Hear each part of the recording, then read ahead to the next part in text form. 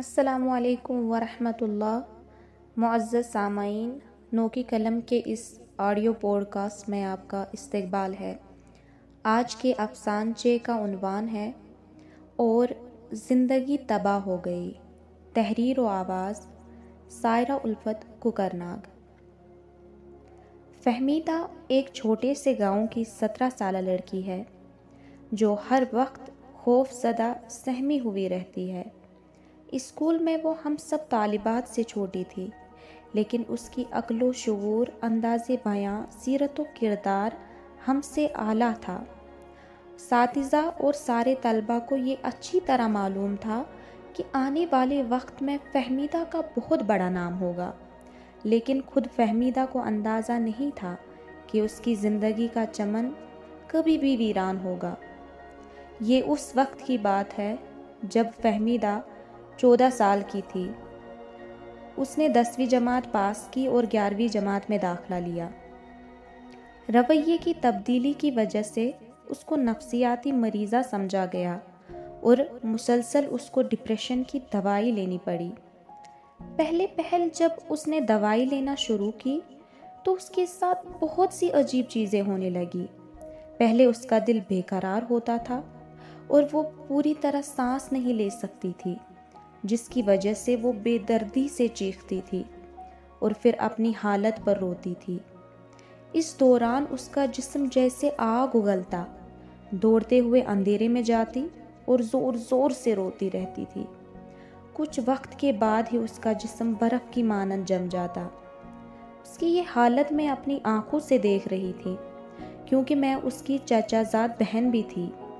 सुबह मैं उसको उसी डॉक्टर के पास लेके गई जो फ़हमीदा का इलाज कर रहा था, और वो एक मशहूर माहिर नफ्सियात भी था।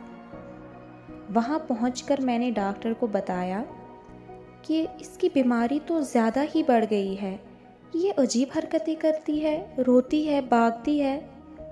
जवाबन डॉक्टर साहिब गोया हुए कि ये इसके अंदर की बीमारी थी जो अब दवाई के ज़रिए से बाहर आ रही है, और उसने ये मशवरा दिया कि ये अपनी दवाई मुसलसल खाती रहे।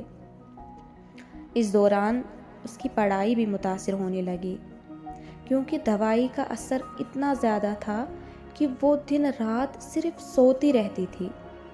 इसी असना में मुझे अचानक से मज़ीद पढ़ाई के लिए एक दूसरी रियासत में जाना पड़ा, और 3 साल के बाद जब वापस लौटी तो फ़हमीदा को सिर्फ एक ज़िंदा लाश पाया। उसकी यादाश्त इस कदर चली गई थी कि वो मुझे उस वक्त पहचान न सकी। 4 साल से वो दवाई ले रही थी। अब अगर उसको वक्त पे वो दवाई न मिलती तो वो बेकरार पागल सी हो जाती थी। मेरे दिल में जो शक था, मैं उसे यकीन में बदलने के लिए उस डॉक्टर के क्लिनिक पे गई। मैंने यूं ही कहा कि डॉक्टर साहिब, मुझे भूख नहीं लगती, मैं रात को डरती हूँ, मैं बुरे ख्वाब देखती हूँ। तो मैं ये देखकर हैरान हो गई कि डॉक्टर साहब ने मुझे भी नफ्सियाती मरीज़ का परवाना दवाई के एक नुस्खे की सूरत में थमा दिया।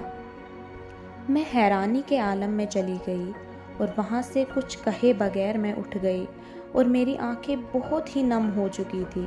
और इसी दौरान मेरी नज़र एक ऐसी औरत पर पड़ी जो बिल्कुल पागल हो चुकी थी। जब मैंने उसकी बहन से पूछा कि इसकी ये हालत कब से है, तो उसकी बहन ने कहा कि 15 साल पहले जब ये यहाँ आई थी तो नॉर्मल थी और होशो हवास में थी, लेकिन एक डॉक्टर की नाफहमी और दवाई से दौलत कमाने के नशे में इस बच्ची की ज़िंदगी बर्बाद कर दी। थोड़ा और आगे गुफ्तगू जारी थी। मेरे घर से कॉल आई कि फ़हमीदा की हालत बहुत ख़राब हुई और वो अपना दिमागी तवाज़ुन खो बैठी। शुक्रिया। नो के कलम, कश्मीर।